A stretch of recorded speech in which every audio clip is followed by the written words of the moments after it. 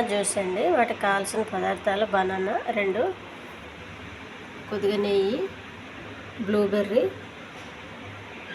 జీడిపప్పు, కుంకుమ పువ్వు, చక్కెర. ముందుగా కుంకుమ పువ్వుని కొద్దిగా వాటర్లో నానబెట్టుకోవాలండి. నానబెట్టుకుని పక్కన పెట్టాలి. అరటిపండు తోలు తీసి మిక్సీలో వేయాలి. చక్కెర అండి, ఎక్కువ వేసుకోవద్దు.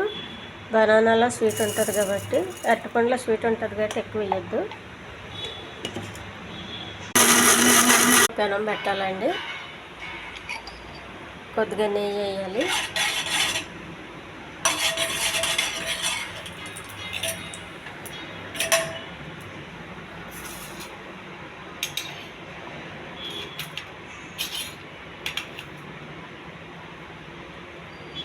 కొద్దిగా బ్లూబెర్రీ వేగించాలి.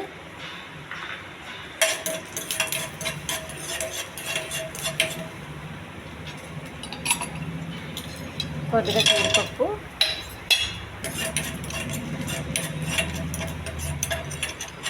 కొంచెం దోరగా వేగించండి, ఎక్కువ మాడబెట్టద్దు. స్టవ్ ఆఫ్ చేసేయండి. మిక్సీ చేసుకున్న బనానా అండి ఇది. కొద్దిగా చక్కెర, బనానా చేసి పెట్టుకున్నవి ఉన్నాయి చూడండి.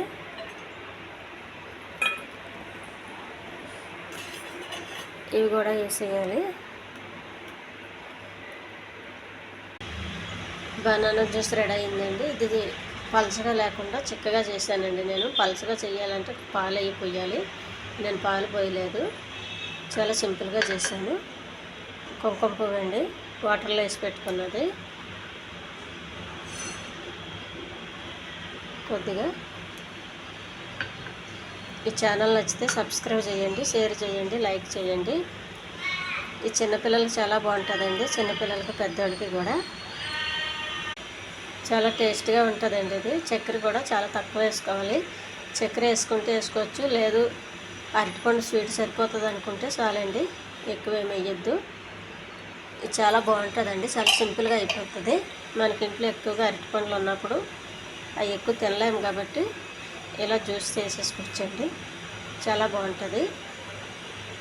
ఇది మనం ఫ్రిడ్జ్లో పెట్టుకుంటే కొంచెం నిల్వ ఉంటుందండి, మరీ ఎక్కువ రోజులు పెట్టద్దు. ఈ జ్యూస్ ఎలా ఉందో కామెంట్ చేయండి. ఈ బ్లూబెర్రీ ఉన్నాయి చూడండి, వేగించుకుని వేయాలి, బాగుంటుంది.